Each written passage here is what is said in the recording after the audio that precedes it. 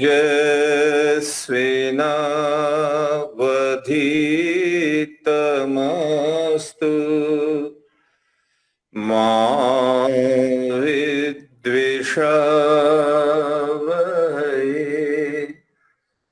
ओम शांति शांति शांति।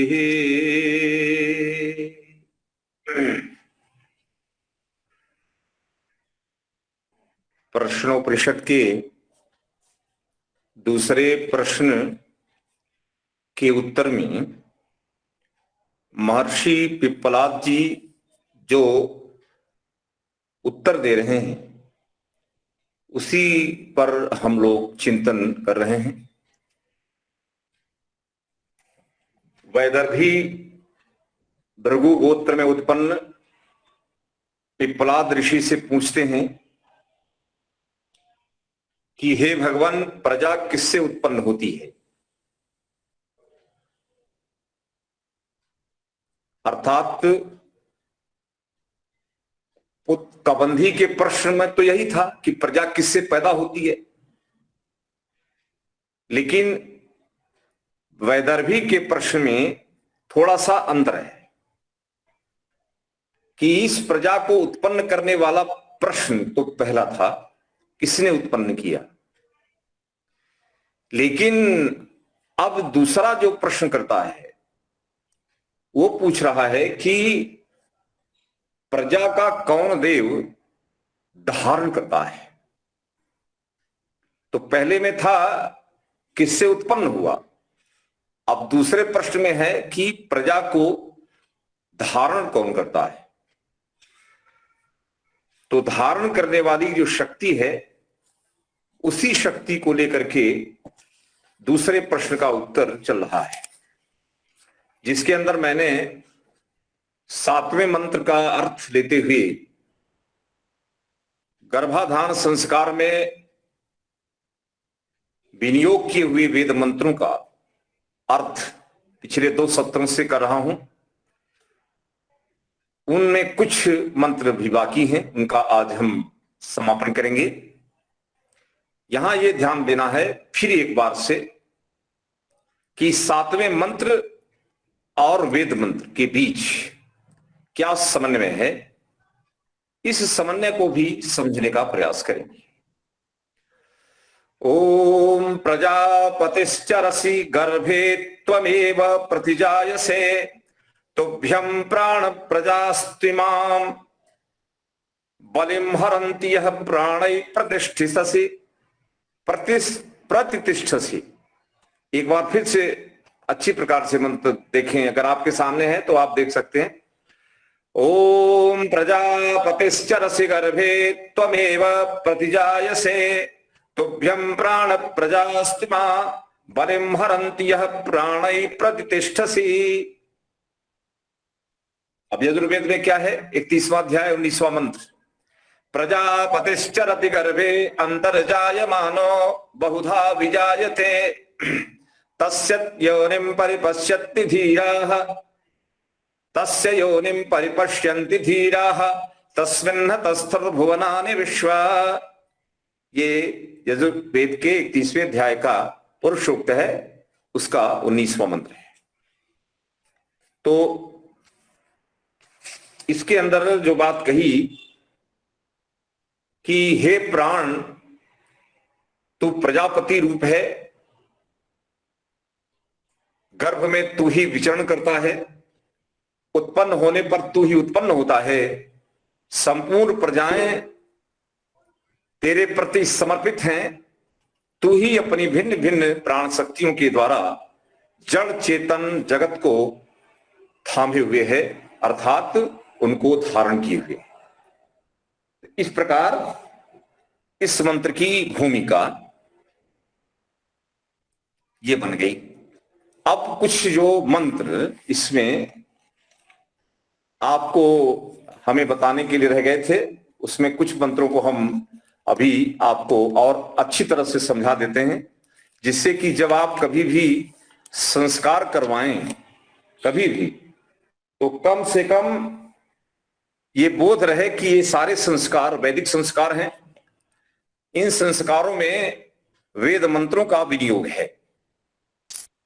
ध्यान देंगे, सारे संस्कार वेद द्वारा अनुमोदित हैं। मानव मस्तिष्क से कम परमात्मा की शिक्षा का प्राबल्य है, प्रधानता है। तो ये उसी प्रकरण को आगे बढ़ाते हुए कि हे गर्भ को धारण करने वाली पत्नी या पुत्री जो वधू बनकर के अपने ससुराल में उपस्थित है, वो किस प्रकार ध्यान करके ध्यान रखे और आने वाली संतानों का कैसे निर्माण करे, कैसी कैसी योग्यताएं आने वाली संतति में लानी है, उसके लिए क्या क्या उपाय करने हैं, क्या क्या उपक्रम, क्या क्या पुरुषार्थ प्रयत्न करने हैं। क्योंकि गृहस्थ आश्रम में, ध्यान देंगे, गृहस्थ आश्रम में संतान उत्पत्ति ही गृहस्थियों का मुख्य कार्य है। संतान को उत्पन्न करना और उनका निर्माण करना, सारा का सारा परिश्रम माता पिता का अपने संतान का निर्माण होता है। जन्म देना ये कोई बड़ी चीज नहीं है। जन्म देने के बाद उनको संस्कृत करके उनको महान पुरुष बनाना, ये परम लक्ष्य गृहस्थी का होना चाहिए। अगर गृहस्थी ठीक होते, ध्यान दीजिए, तो हमारे तीनों आश्रम बहुत अच्छे होते। गृहस्थी में मां को जो कार्य करना है, पिता को करना है, वो तो करना ही है।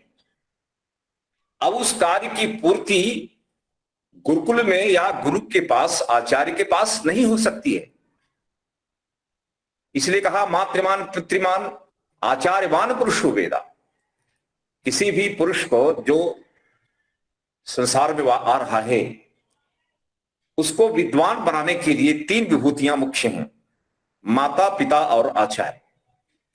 अगर इन तीन ने अपने कार्य को ठीक ठीक नहीं निभाया तो संतान के जिस भावना को लेकर के हम संतान को उत्पन्न कर रहे हैं, वो भावना फलित नहीं होगी। तो ये ध्यान रखना है। मंत्र संख्या यहां पर देखेंगे, यजुर्वेद 36वां अध्याय 24वां मंत्र क्या कह रहा है? यत्ते सुसीमे हृदयम दिवि चंद्रमसि शितम वेदाहम तन्मा तद्विद्यात् पश्येम शरदः शतम् जीवेम शरदः शतं शृणुयाम शरदः शतं प्रब्रवाम शरदः शतमदीनाः स्याम शरदः शतं भूयश्च शरदः शतात्। ये प्रकरण कल हमने ले लिया था। आज हम उस प्रकरण से हटकर दूसरे कुछ मंत्रों का प्रयोग जो गर्भाधान संस्कार में किए जाते हैं, वो सब लगभग यजुर्वेद, अथर्ववेद, ऋग्वेद के चुने हुए मंत्र हैं। अब अगला मंत्र देखेंगे।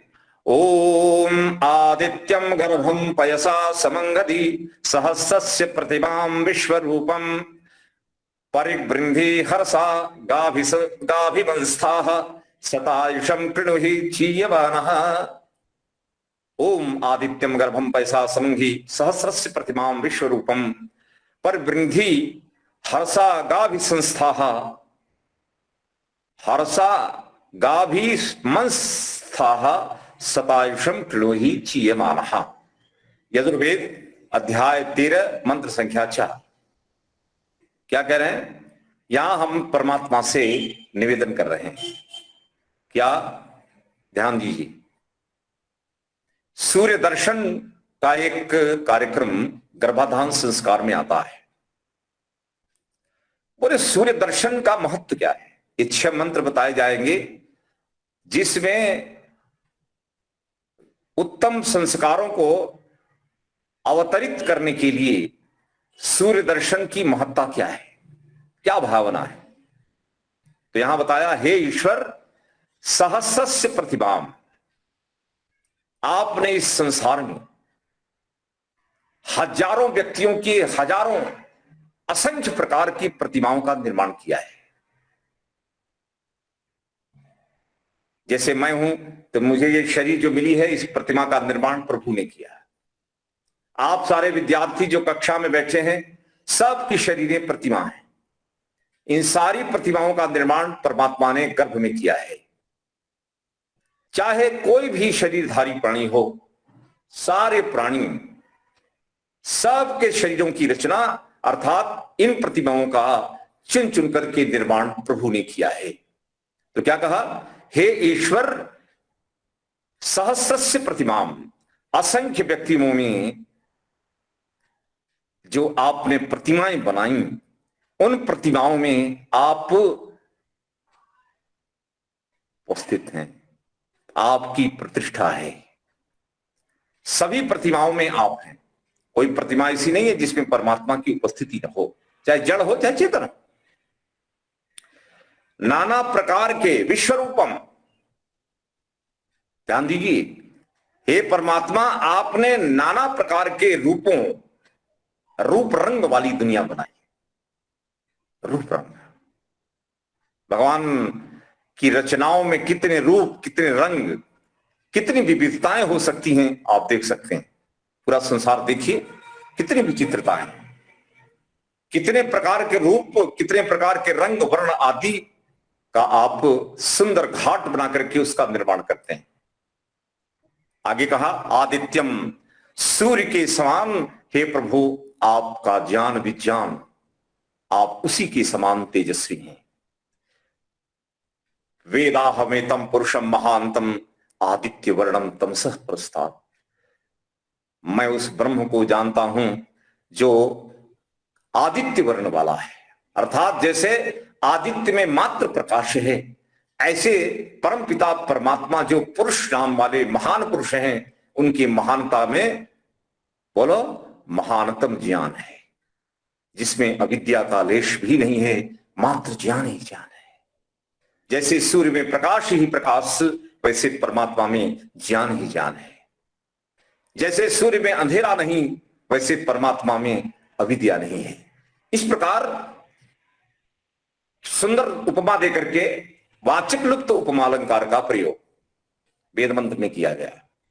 वेदाहमेतम पुरुषम महांतम आदित्य वर्णम तमसः परस्तात् तमेव विदित्वा अति मृत्युमेति न अन्यः पंथः विद्यते ऐनाया। दुख से विमुक्त होकर और शुद्ध आनंद को प्राप्त करने के लिए मात्र परम पुरुष परमात्मा को ही प्राप्त करना होगा, जानना होगा। नहीं तो हम जन्म से मुक्त नहीं हो सकते, तो मृत्यु से मुक्ति का कोई प्रश्न ही नहीं है। इस प्रकार एक मृत्यु प्रदाता परमात्मा का संबोधन इस मंत्र में चल रहा है। भगवान कैसे हैं? बोले हाँ, सूर्य के समान तेजस्वी। और हम भी अपने गर्भ में पति और पत्नी की तरफ से निवेदन है कि मेरे घर में भी जो संतति आए, उस जो भी प्रतिमा उसको आप घड़ो, वो प्रतिमा बहुत सुंदर हो, प्रतिमा भी बहुत सुंदर हो, रूप रंग वाली हो, सर्व अंग संपन्ना, सर्वांग हो, अपांग न हो, विकलांग न हो। अर्थात हम ऐसे नियमों का पालन करेंगे जिससे हमारा वीर्य और मेरी पत्नी पति कहे कि वह दोनों संपूर्ण होंगे, उसमें कोई कमी नहीं होगी। अगर किसी के बीज में कमी हुई तो वो बच्चे के शरीर निर्माण में उतना दोष उत्पन्न हो जाएगा। इस बात को बहुत अच्छी प्रकार से समझें। यहां कहा गर्भम पैसा समंगधि, गर्भस्थ संतान को हे प्रभु दुग्ध आदि से समृद्ध कीजिए। परमात्मा से क्या मांगा? हम गृहस्थी लोग, हमारा घर कैसा हो जिसमें प्रातः सायं दोनों समय तेजस्वी सूर्य की किरणें आया, उनका आवागमन हो। हमारे घर में सूर्य की किरणें पूर्व दिशा में सूर्य आए तो भी घुसे, प्रवेश करें, और शाम को जब जाए तो भी निकलती हुई चली जाएं। पूरा घर सूर्य प्रकाश से भरा हो और पूरा घर शुद्ध वायु से भरा हो। ये शाला कर्म विधि है। शाला कर्म विधि में भवन के निर्माण का जो ओरिएंटेशन है वो प्रकाश और वायु को लेकर के होता है। जिस घर में वायु और प्रकाश की प्रचुर मात्रा नहीं होती, उस घर में उत्पन्न होने वाली संतान रोगी होती है। तो निरोगी संतान को उत्पन्न करना है तो सूर्य प्रकाश, वायु का आवागमन होना चाहिए, सूर्य प्रकाश का पूरे घर में आना जाना चाहिए। और साथ साथ क्या कहा, गायें, गौशाला होनी चाहिए, यज्ञशाला भी हो, गौशाला भी हो, अतिथिशाला भी हो, और बोलो ग्रंथशाला भी हो, अश्वशाला भी हो। शालाओं से सुसज्जित गृहस्थ आश्रम होना चाहिए। बोले क्या? बोले दुग्ध, शुद्ध गाय का दूध मिलता हो, संतान की पुष्टि। ध्यान दीजिए, पति और पत्नी के शरीर की पुष्टि में गाय का दूध सबसे सर्वोत्तम रस माना गया, गौरस। और उस गौरस का सेवन करने वाले पति पत्नियों की संतानें महान होती हैं, बड़ी होती हैं, उनका शरीर, उनका ढांचा, उनकी व्यक्तित्व, उनकी पर्सनालिटी दर्शनीय होती है। इसलिए यहां पर पति पत्नी क्या कह रहे हैं कि दुग्ध आदि से समृद्ध हमारा भवन रहे, मेरे घर में दूध डेयरी का न आए। डेयरी का दूध पीने वाली माताओं के यहां महान संतान नहीं आती। गाय पालन करें, गौशाला। याद रखो, ग्रामीण जीवन का वर्णन है ये, नागरिक जीवन का नहीं है।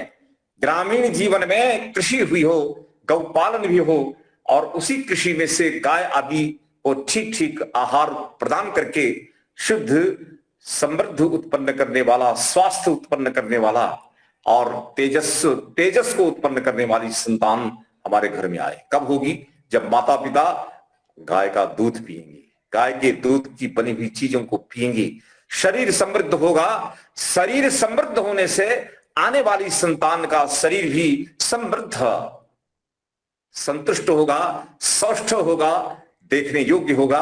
आप देखेंगे तो सारे अंगों का विन्यास दर्शनीय होगा। इस प्रकार गाय के दूध को पी करके, और गर्भ में जब बालक आ जाए तब भी गाय के दूध का सेवन और गाय के दूध के बनी हुई बनावटों के प्रयोग में प्रमाद न करे। हम कहीं से भी दूध नहीं, गाय बसाओ, नहीं है तो जहां पर गाय हैं वहां से जाकर स्वयं दूध ले आओ, और अपने इस शरीर की, बड़ी कीमती शरीर है, इसकी रक्षा करो। बिना दूध के शरीर की पुष्टि नहीं होती। गाय, गौ दुग्धम अमृतम, पृथ्वी का रस अमृत है, गो रस अमृतम।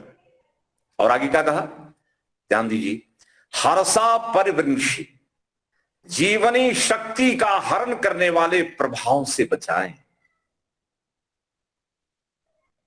ध्यान दीजिए, हमारे जीवन शक्ति, जो जीवनी शक्ति है, जिसकी पूर्ति सूर्य से और गोरस से होती है। ध्यान दीजिए, गाय का दूध ही नहीं, गाय के शरीर से निकलने वाले सारे पदार्थ हमारी समृद्धि के कारण बनते हैं। गाय जहां रहती है वहां की वायु प्रदूषण रहित होती है। गाय का गोबर अमृतम, गाय का मूत्र अमृतम, गाय का दूध अमृतामृतम। ध्यान दीजिए, गाय का देखना, दर्शन, गाय के शरीर की रचना, गाय के पास खड़े रहना अपने आप में एक थेरेपी है। गाय के पास थोड़ी देर रहोगे अपने आप परिशुद्धि हो जाती है। और बीच में तो मैंने देखा था कि एक गाय के साथ मिलने की एक थेरेपी चल रही है। डेनमार्क या कोई देश है, वहां पर लोग गायों के साथ समय बिताते हैं टेंशन दूर करने के लिए। क्योंकि गाय के साथ जब वो बैठते हैं तो गाय उनको चाटती है, बड़ा प्रेम करती है, और चाटती है और बड़े स्नेह से मिलती है, तो आने वाले का तनाव दूर करती है। वो भी उसको गले लपटते हैं, वो भी गले लिपटते हैं, दोनों आगंतुक गले लिपटते हैं। और आधे घंटे की थेरेपी के बाद जब जाते हैं ना, तो हजारों रुपए दे के जाते हैं। गाय का मिलन है ये। तनाव से मुक्ति के लिए गाय रखना जरूरी है। अब डेयरी सर्वत्र आ गई, सब जगह, सब क्या कहें। आप, हम चाहते हैं कि हमें शुद्ध दूध मिले, कहां से मिले? जिस प्रकार के गाय को हम आहार देते हैं, उस आहार से बनने वाले दूध में अमृत तत्व कहां होगा? स्वर्ण तत्व है गाय के। ध्यान दीजिए, गाय का पूरा शरीर और उसमें से निकलने वाले जितने भी पदार्थ हैं सब में स्वर्ण है। गाय के दूध में स्वर्ण, गाय के पेशाब में स्वर्ण, गाय के गोबर में स्वर्ण है। मतलब स्वर्णमयी आकृति भगवान ने गाय की बनाई। आज हमने गायों को कत्ल खाने पहुंचा दिया। वाह रे वाह, क्या लायक लोग हैं हम, हैं? हमारे गृहस्थ जीवन का गाय के साथ कैसा रिश्ता है, कैसा नाता है। गाय जिसके घर में होती है उस घर का गृहस्थी कभी दरिद्र नहीं होता है, कभी कमजोर नहीं होता, कभी रोगी नहीं होता है। गाय से मिलने वाली प्रेरणाएं आर्थिक स्तर पर भी बहुत अधिक। गाय की बछिया, घर की बछिया, एक एक बछियां गाय बनती जाती हैं। 25-25 गायें देकर के गाय चली जाती है और अपने वृद्ध काल तक उस गृहस्थ की स्वामी को अपना स्वामी मानती है जी। गौपालक, गोपति, गौपति का मतलब गौपालक।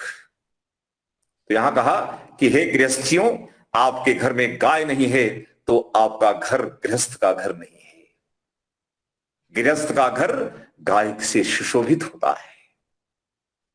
पहले लोग गांव में अतिथि आते थे तो उनका सम्मान गोरस से होता था। गाय के रस से बने हुए तमाम प्रकार के पदार्थ अगर आतिथ्य में प्रस्तुत न किए जाएं तो आतिथ्य पूर्ण होता ही नहीं था। कैसा कैसा बनाया। चारों वेदों के अंदर कम से कम 600 बार गायों की स्तुति की गई है। गाय कितनी महान है। दोग्धेनुर्वोढ़ा नरणान वाशु पुरंदर जिष्णु रथे था रथिष्ठा। क्या है? दोग्धेनु, दुधारी गौओं से मेरा देश भरा हो। ये प्रार्थना है हमारी। तो यहां भगवान सीधा सीधा गर्भस्थ संतान को क्या कहा? गर्भम पयसा। पैसा का मतलब दूध से। दूध से क्या करो?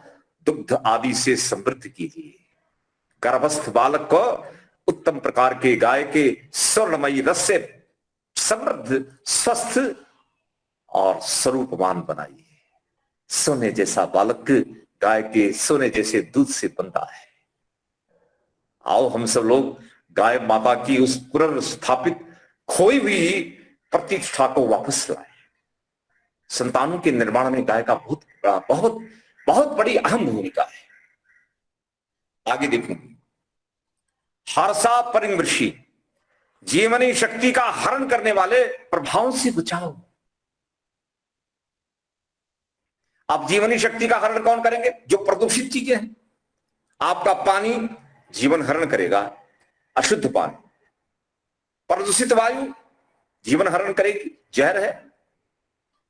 उसी प्रकार से हमारे पास जो अन्न आ रहा है वो रासायनिक और जीव जंतु नाशक दवाओं के छिड़काव से, उसके प्रभाव से आपका अन्न बोलो क्या है? क्या सकता है? जहर है। और ऐसे जहरीले अन्न को खा खा करके अंत में शरीर हमारी आपकी कैसी हो जाएगी। आने वाला बालक, जब मां के शरीर ही स्वस्थ नहीं तो बालक स्वस्थ कहां से होगा। इसलिए यहां कहा हानिप्रद करने वाले जितने भी प्रभाव, दुष्प्रभाव करने वाले तत्व हैं, हे प्रभु उनसे हमारी रक्षा हो। कौन करेगा?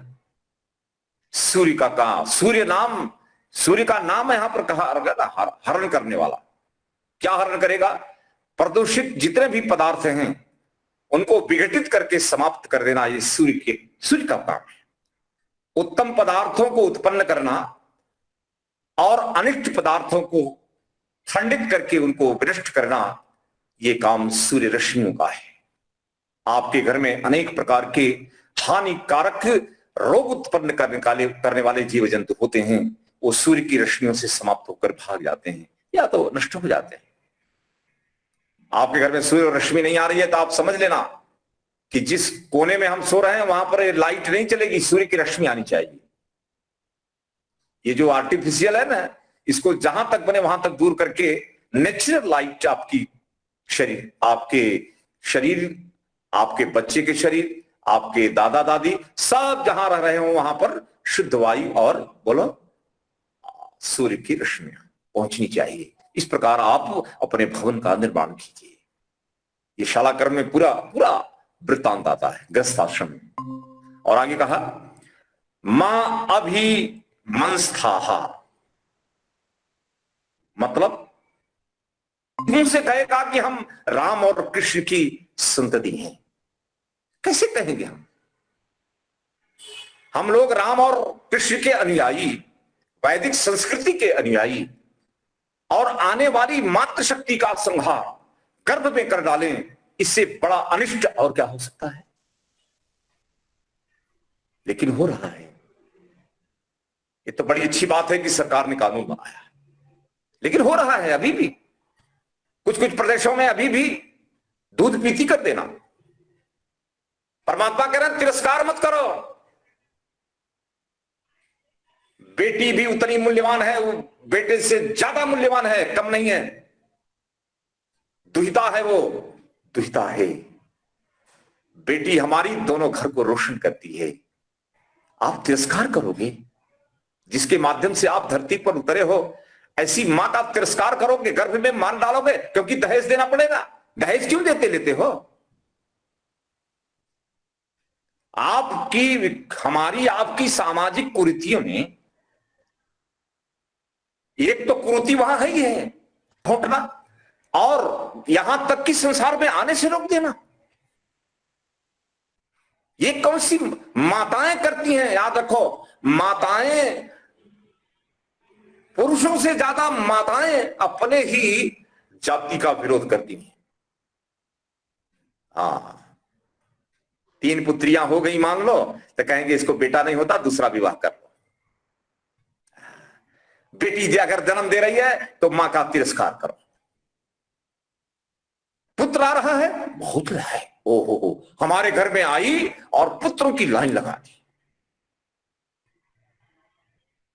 परिणाम क्या हुआ?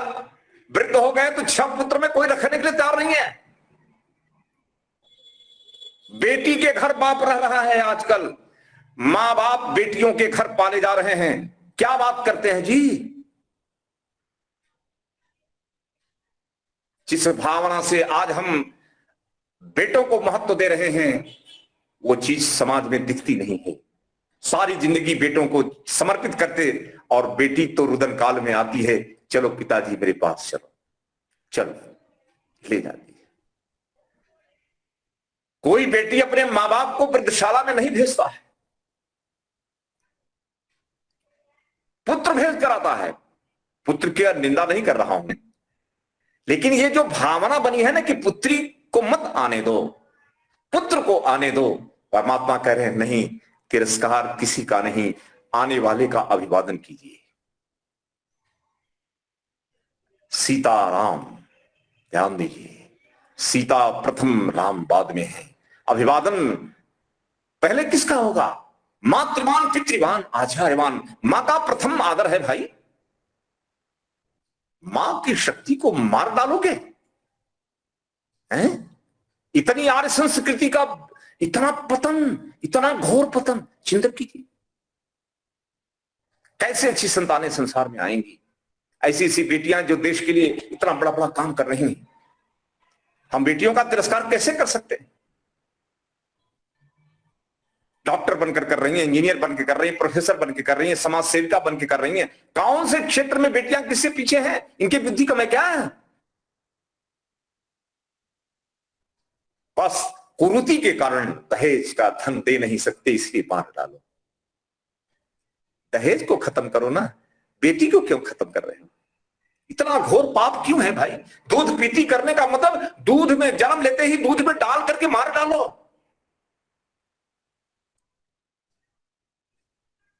अब तो अच्छा हो गया पहले की तुलना में, लेकिन अभी भी राजस्थान आदि में है। और बेटियों का अपमान, और बेटियों को सेकंड क्लास का माना ही जाता है। फर्स्ट क्लास बेटा, सेकंड क्लास बेटी का है। गलत बात है। सीधा परमात्मा कह रहे क्या? मां अभिमंस्थाहा, आने वाली संतति का तिरस्कार मत कीजिए। बेटी आपका नाम प्रकाश में ला सकती है, बेटे से बेटी का मूल्य कम नहीं है। बेटी जब तक पिता के घर में है वहां प्रदीप्त करती है और पति का घर प्रदीप्त करती है। दो घरों के अंदर प्रकाश उत्पन्न करने वाली पति और पिता के घर को उजाला देने वाली बेटी दोनों घर को प्रकाश करती है। बताइए आप, उसका तिरस्कार नहीं करना, कभी मत करना। लिंग भेद नहीं होना चाहिए। स्त्री और पुरुष लिंग भेद करके, जेंडर का डिफरेंशिएशन करके अपमान अवमानना नहीं होनी चाहिए। आप बेटियों का सम्मान कीजिए। यही बात यहां जो क्षण के बाहर आ रही है वही। और आगे का कहा, क्षीयमानः, प्रतिदिन बालक आ गया, प्रतिदिन बढ़ता जाए, उसमें नए नए सेल जुड़ते जाए, नए नए सेल का मल्टीप्लिकेशन होता जाए और बढ़ता जाए। क्षीयमान का मतलब विकास, चुन चुन करके बढ़ना। ची का मतलब चुनना। क्षीयमान, जैसे हम मकान को नहीं ईंटों से चुनते हैं, ईंटें लगते जाते हैं और मकान बनता जाता है, ऐसे ही परमात्मा गर्भ के अंदर बालक के एक एक सेल को ईंट की तरह जोड़ जोड़ करके और उसको बनाते चले जाते हैं। यहां अच्छी माना, प्रतिदिन बढ़ते हुए इस आने वाली संतति को क्या करो, शतायुषम कृणुहि, 100 वर्ष पर्यंत जीने वाला बनाए। मेरा आने वाला संतान अल्प आयु न हो, दीर्घायुष्य हो। साफ साफ कहा, शतायुषम कृणुहि क्षीयमानः, लगातार ये बढ़ता रहे, इसकी आयु बढ़ती रहे और साथ साथ इसके अंदर उत्तम उत्तम प्रकार के ज्ञान विज्ञान को भी चुन चुन करके भरना और दोषों को चुन चुन करके निकालना है और एक महान बेटी का, महान बेटे का निर्माण करना है। ये बात गर्भाधान संस्कार के मंत्रों के अंदर कितना सुंदर, कितना अच्छा वर्णन परमात्मा ने वेद मंत्र के माध्यम से हमको किया है। क्या वैदिक संस्कृति इन मंत्रों के माध्यम से देखोगे तो लुप्त हुई कि नहीं हुई? अब तो अच्छा है, बाल विवाह खत्म हो रहा है, धीरे धीरे समझ में आ रहा है लोगों के, अंत में वेद में तो आना ही पड़ेगा, कहां जाएंगे, अंततः तो सत्य पर आना ही पड़ता है। अगला मंत्र देखिए, ओम जोषा सवितर्यस्य ते हरः शतं सवां अर्हति पाहिनो दिद्युतः पतन्त्याः। ये यजुर्वेद का 13वें अध्याय का मंत्र है। इसमें क्या कहा, सवितः, हे प्रेरक ईश्वर, परमात्मा को संबोधन है। अब यहां पर सूर्य दर्शन के साथ साथ परमात्मा को भी लाया जा रहा है। संतान निर्माण काल में परमात्मा और दृश्य जगत की भूमिका को इस मंत्र के माध्यम से, इन मंत्रों के माध्यम से उपदेश दिया जा रहा है। अब हम लोगों ने संतान ला दी तो पता ही नहीं था कि संतान लाने के लिए इतनी तैयारी करनी पड़ती है, इस प्रकार की भावनाएं बनानी पड़ती है, इतना सावधानी रख करके महान संतानों को लाना होता है। ये तो हम लोगों को किसी ने बताया ही नहीं, परंपरा ही नहीं है। तो यहां कहा, हे ईश्वर जोषा, हमारे प्रति प्रीति दर्शाइए। भगवान से क्या कहा, हमारे प्रति, जोषा का मतलब है प्रीति दर्शाओ। हे प्रभु, मेरे ऊपर कृपा करुणा प्रेम की वर्षा करो। हम आपके निर्दिष्ट वैदिक मार्ग के आधार पर नई संतान को संसार में लाने का संकल्प कर रहे हैं। हमारे इस संकल्प को संपन्न करने के लिए आप मेरे ऊपर अपने आशीर्वादों की, प्रेम की, प्रीति की वर्षा करो। बिना भगवान के सब काम नहीं होना है। साधा सीधा बोला, जोशा, जोश, जुस सेवन, प्रीति का सेवन करे। हे भगवान, आप बड़े मीठे, बड़े रसीले हैं। आपके रसीले भाव को मैं अपने अंतर मन में धारण करके हम पति पत्नी एक सुंदर, एकदम प्रेममय संतान को, रसीले संतान को संसार में उतारने का मंगल संकल्प ले रहे हैं। आप कृपया मेरे ऊपर कृपा कीजिए, कृपा की वर्षा करिए। भगवान से कितने दिल से प्रार्थना है, किसकी? युगल की। नव दंपति संतान को मांगने के लिए परमात्मा से कितना ओपन बात कर रही है, खुलकर बात कर रही है। और यही बात हमको सबको करना है। आगे क्या कहा? जुष प्रीति से वनयोह यस्यति हरहा। हे प्रभु, जो तेरा तेज है वह शतम समान अर्हति, 100 वज्रों के समान है। परमात्मा का वर्णन है। और परमात्मा से हमने मांगा और परमात्मा की स्तुति कर रहे हैं। आप कैसे? आप प्रेम हैं, आप दया हैं, आप करुणा हैं। और आगे क्या कहा? आपका जो आपका तेज है, ज्ञान का, विज्ञान का, शक्ति का, ये सारा भरगा का मतलब तेज है। जो आपका तेज है, तेजस्वी स्वरूप है, 100 यज्ञों के समान, 100 यज्ञों से भी बढ़कर है। हम पति पत्नी मिलकर के यज्ञ कर्म करने जा रहे हैं। ये भोग नहीं है, ये यज्ञ है। और इस यज्ञ कर्म में सफलता के लिए हे प्रभु आपकी शक्ति चाहिए, आपका प्यार चाहिए, आपका समर्थन, आपका अनुमोदन, आपका आशीर्वाद चाहिए। भगवान से आशीर्वाद लेकर के हम उत्तम संतान को संसार में ला रहे हैं। प्रजापति सविता देवता, प्रेरक देवता। जैसे सविता अपने रश्मियों से कृपा की वर्षा हम प्राणियों पर करता है, ऐसे ही परमात्मा अपने ज्ञान की रश्मियों से हमारे नवजात शिशु का और हमारा पति पत्नी का संरक्षण करते हैं। ऐसा मानना, जैसे सूर्य ऐसे ही परमात्मा, दोनों का फंक्शन मिलता जुलता है, दोनों का फंक्शन मिलता जुलता है। ध्यान देंगे। और आगे क्या कहा? पतंत्याह विद्युतः, गिरती हुई बिजली से न पाही, हमारी रक्षा कीजिए। मेरे जीवन में कभी वज्राघात न आए, मेरे जीवन में, हमारे गृहस्थ जीवन में कभी भी आपत्तियों की वज्र, कोई ऐसा वज्राघात न आए जिससे हमारी संतान क्षत विक्षत हो जाए। कभी भी आपने सुना होगा कि बिजली जब गड़गड़ाती है तो कई बार माताओं के गर्भपात हो जाते हैं। कई बार बेटियां जो हैं वो अति तनाव में चली जाती हैं तो गर्भपात होता है। खाने पीने में नियम तोड़ करके भी होता है। तो यहां कहा कि जितने भी तीव्र प्रकार के पदार्थ हैं जो हमारे गर्भ को नुकसान कर सकते हैं, बालक के शरीर की रचना में व्यवधान उत्पन्न कर सकते हैं, ऐसे व्यवधान उत्पन्न करने वाले तत्वों से हे प्रभु आप हमारी रक्षा कीजिए, हमें अनिष्टों से बचाइए और इष्ट जो भी कुछ है उसको प्रदान करके आने वाले बालक को समूचा सर्वांग बालक का निर्माण गर्भ में कीजिए। आपकी शक्तियां और ये सूर्य की शक्तियां दोनों मिलकर के ये कार्य करेंगी, ये मुझे पूर्ण आप पर श्रद्धा और विश्वास है। इस प्रकार विश्वास पूर्वक ही परमात्मा से निवेदन करना कि गिरती हुई बिजली से हमारी संतति की और हमारे पति पत्नी की गृहस्थ जीवन की रक्षा कीजिए।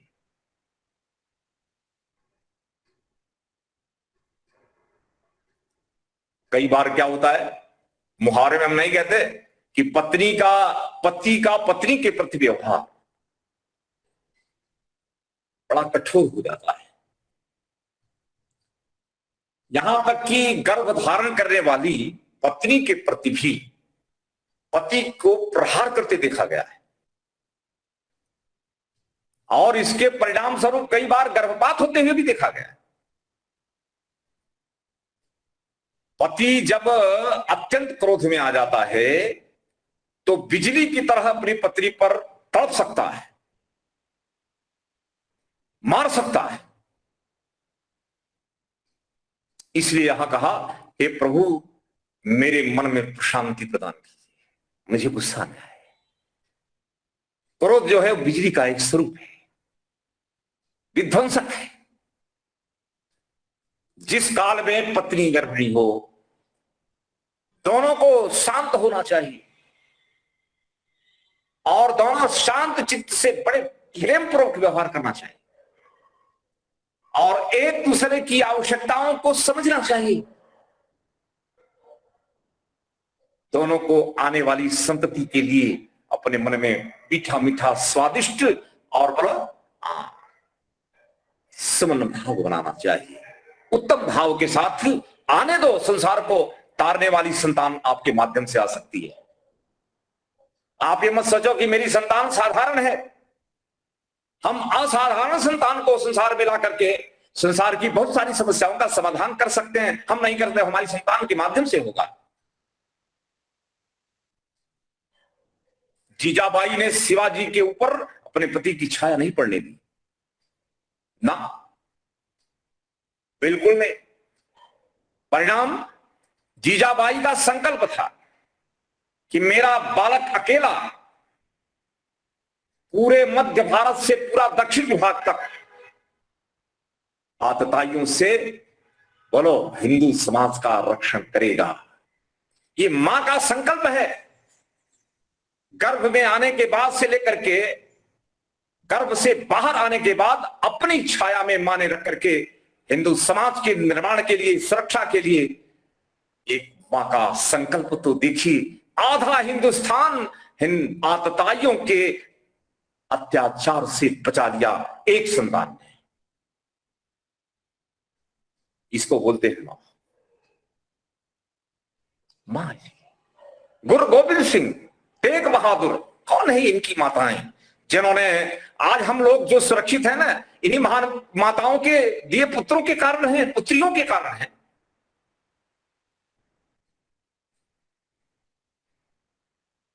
तो कभी भी पति ध्यान रखें, अपनी पत्नी पर कभी वज्राघात न करें, वाणी से भी न करें और फिजिकल डोमेस्टिक वायलेंस भी न करें।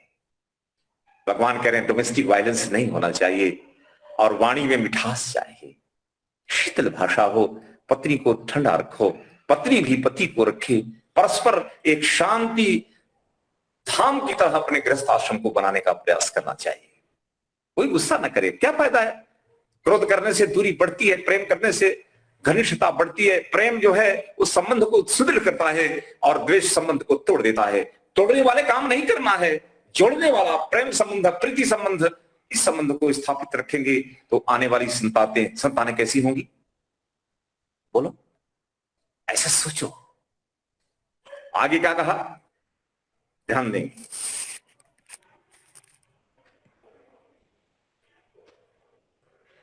ओम चक्षुर्नो देवः सविता चक्षुर्न उत पर्वतः चक्षुर्धाता दधातु नः।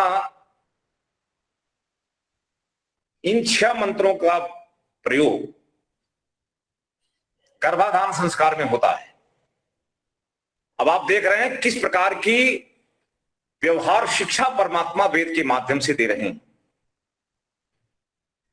आपको अपना समय बीत गया हो तो कोई बात नहीं, अपनी संतति और समाज के लोगों को शिक्षित कीजिए।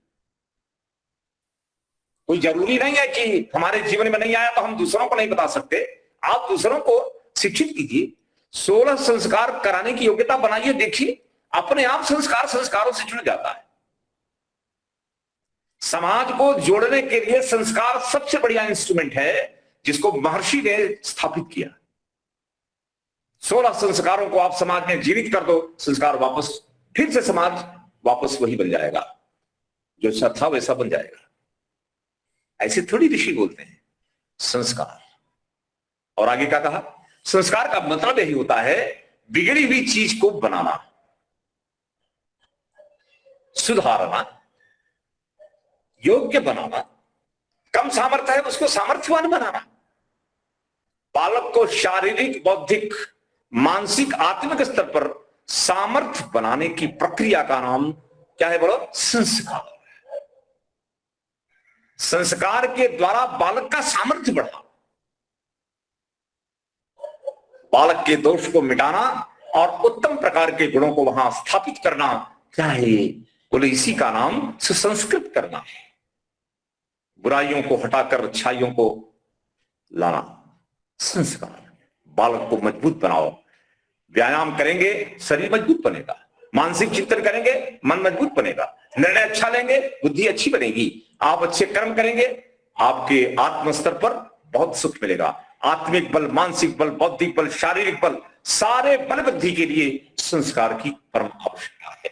संस्कार बल वृद्धि का साधन है, हर स्तर पर आपको मिले।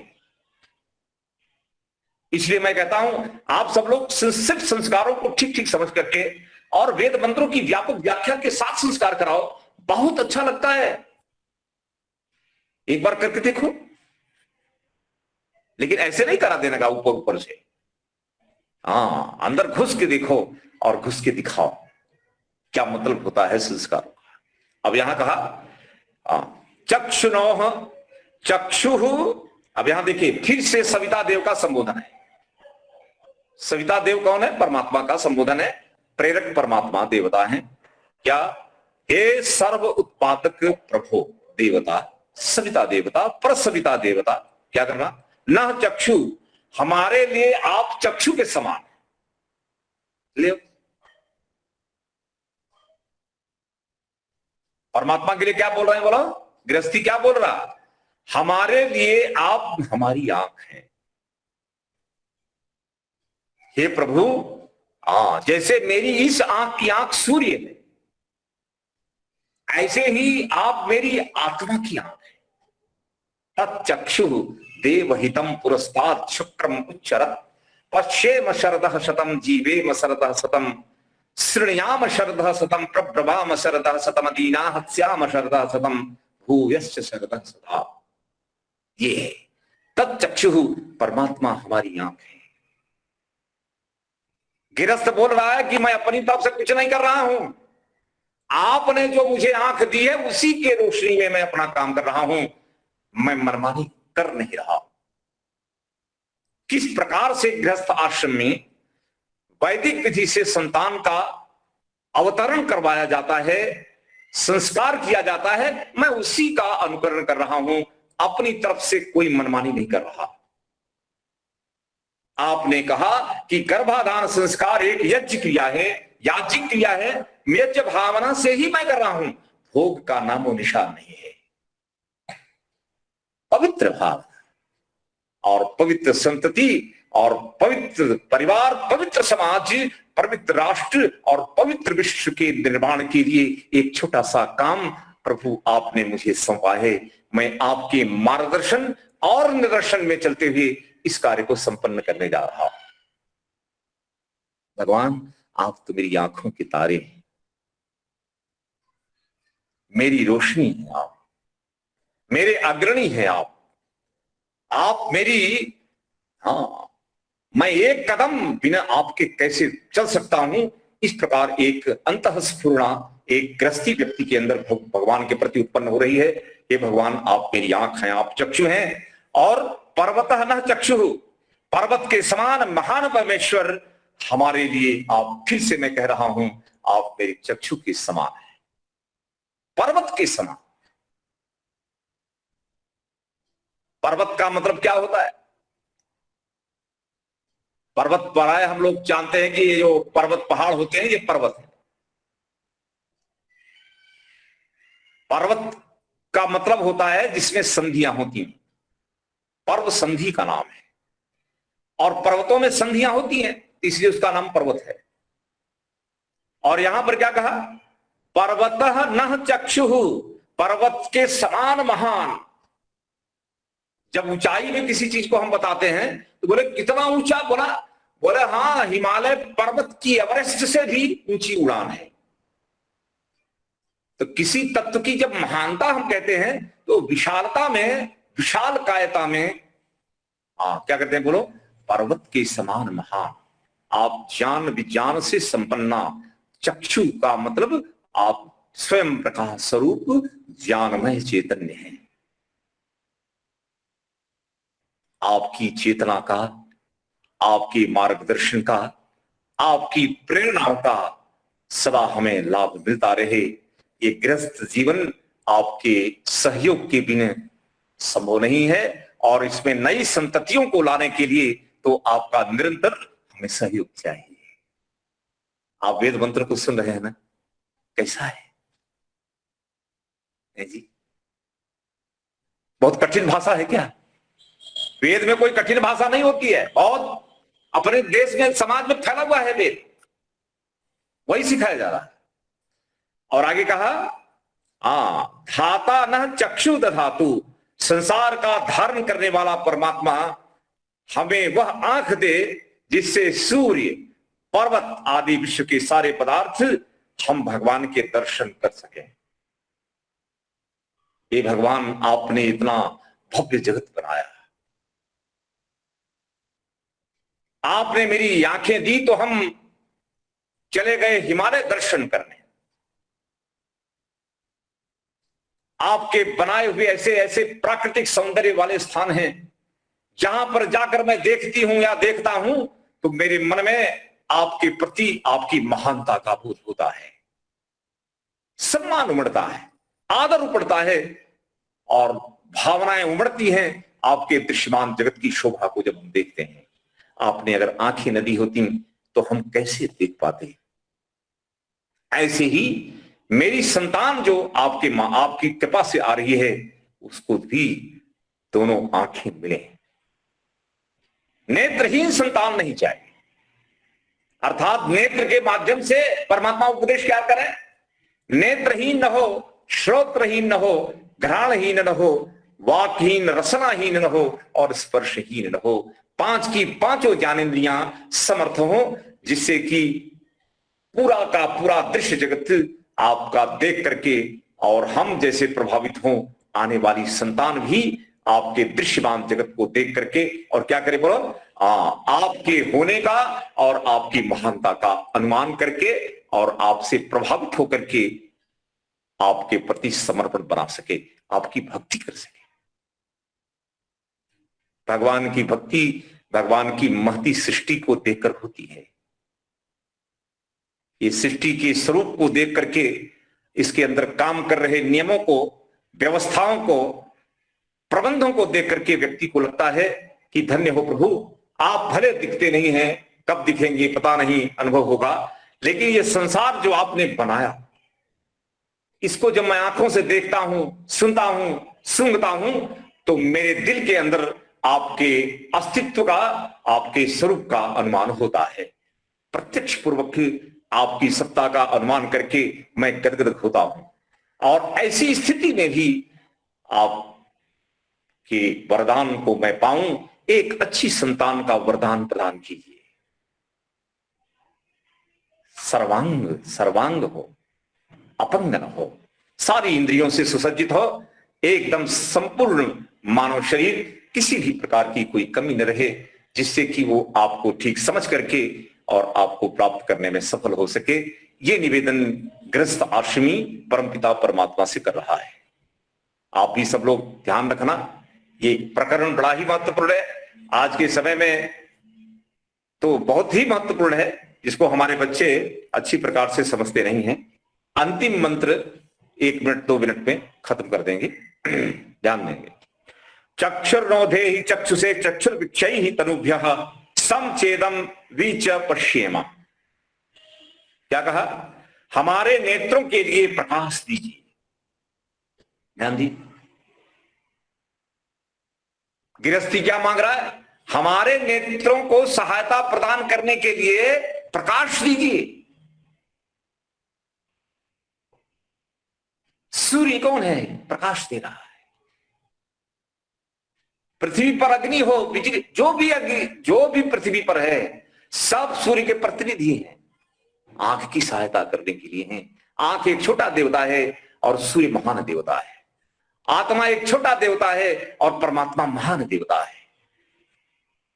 तो परमात्मा से आत्मा मांग क्या रहा है? बोलो, मेरे अंदर दर्शन करने की, अनुभव करने की, जानने की, तत्व ज्ञान की पूर्ति कीजिए। जैसे सूर्य अपने प्रकाश के सहयोग से आंखों को दिखाता है, आंखों को दिखाने में मदद करता है, ऐसे आप ज्ञान स्वरूप मेरे अंदर अपने ज्ञान रश्मियों का संचरण करके मेरे अंदर ज्ञान का विकास कीजिए, जिससे मैं आपको भी और आपके इस संसार को देख करके मग्न हो जाऊं।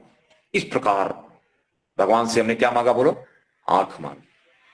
मुझे आंख दे, अपनी आंख दे दो। हमने तीसरी आंख भगवान से मांग ली कि आपकी तीसरी आंख मुझे चाहिए, और मैं जब तीसरी आंख प्राप्त करूंगा, मेरी पत्नी करेगी और आने वाला बच्चा भी करेगा, तो सारे के सारे त्रिनेत्रधारी होंगे, अर्थात दो नेत्र तो ये हुए और तीसरा नेत्र चक्षु विवेक का होगा, अर्थात विवेक चक्षु जो आप लगाएंगे।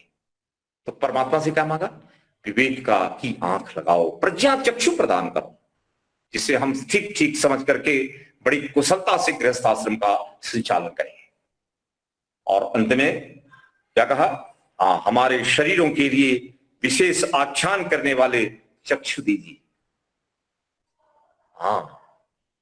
मैं फिजियोलॉजी पर बोल सकूं, बायोलॉजी पर बोल सकूं, बॉटनी पर बोल सकूं, खगोल शास्त्र पर बोल सकूं, किसी भी जान विज्ञान वाले पदार्थ को देखूं, समझूं और उस पर मैं बृहद व्याख्यान देकर के आपके प्रति प्रजा को अभिमुख करके और संसार को आपकी ओर मोड़ने में समर्थ हो जाऊं। मैं भी हूं और मेरी आने वाली संतति भी ऐसी बननी चाहिए। इस प्रकार यहां कहा कि विशेष आख्यान करने वाली चक्षु दीजिए, अर्थात ज्ञान विज्ञान प्रदान कीजिए, बुद्धि दीजिए, जिससे मैं स्वयं संसार को भी आपके स्वरूप को वाणी के माध्यम से सबक समझाऊं और मैं भी समझाऊं, और धीरे धीरे हम आपकी ओर बढ़ें और औरों को भी प्रेरित करके और अपनी संतति को भी प्रेरित करके आपकी तरफ नियुक्त करूं। ये आपसे मेरी विनम्र निवेदन, प्रार्थना, स्तुति है। कितनी सुंदर स्थिति गृहस्थ आश्रमी कर रहा है। आप देखिए, इस प्रकार की अगर भावना इस देश में आज जीवित होती तो ये देश वापस फिर से वही स्वर्ग, फिर से आर्यावर्त भूमि स्वर्ग हो जाती। तो स्वर्ग गृहस्थ बनाता है, और गृहस्थ नहीं बना है तो कोई बात नहीं, जो गृहस्थी नहीं है वो गृहस्थियों को, बच्चों को महान बनाए। ध्यान दीजिए, जो गृहस्थ नहीं बने वो गृहस्थियों के बच्चों को अच्छा बनाए, जिनके संतान नहीं है वो दूसरों की संतान लेकर बनाए। अरे सब भगवान की संतान है, कोई किसी का नहीं, सब ईश्वर के हैं। आपको अपनी नहीं है तो आप दूसरों को बनाइए ना, निर्माण कीजिए, भगवान आप पे प्रसन्न होंगे। इस प्रकार यहां पर कहा कि हम इस संपूर्ण जगत को उलट पुलट करके हर तरफ से देख सकें, अर्थात इस संसार को ऐसी बुद्धि प्रदान करो कि हम इसका दर्शन बहुआयामी एंगल से कर सकें। आगे से देखें, पीछे से देखें, दाएं से देखें, बाएं से देखें, कोने चारों कोनों से देखें, टॉप से देखें, नीचे से ऊपर से, चारों तरफ से इस संसार को देखें और पूर्ण संसार के पूर्ण ज्ञान को समझ करके आपके पूर्ण सृष्टिकर्ता स्वरूप को समझ करके आप जैसा हम बनने का प्रयत्न करें। इसी विनम्र भावना के साथ इस कक्षा को यहां हम विराम देंगे। समय समाप्त हो चुका है। शांति पाठ करें। ओम जहु शांतिरंतरिक्षं शांति, पृथ्वी शांतिरापः शांतिरोषधयः शांति, वनस्पतयः शांतिर्विश्वे देवाः शांतिर्ब्रह्म शांतिः, सर्वं शांतिः शांतिरेव शांतिः, सामा शांतिरेधि। ओम शांति शांति शांति। सभी को सप्रेम नमस्ते। सर्वेभ्यो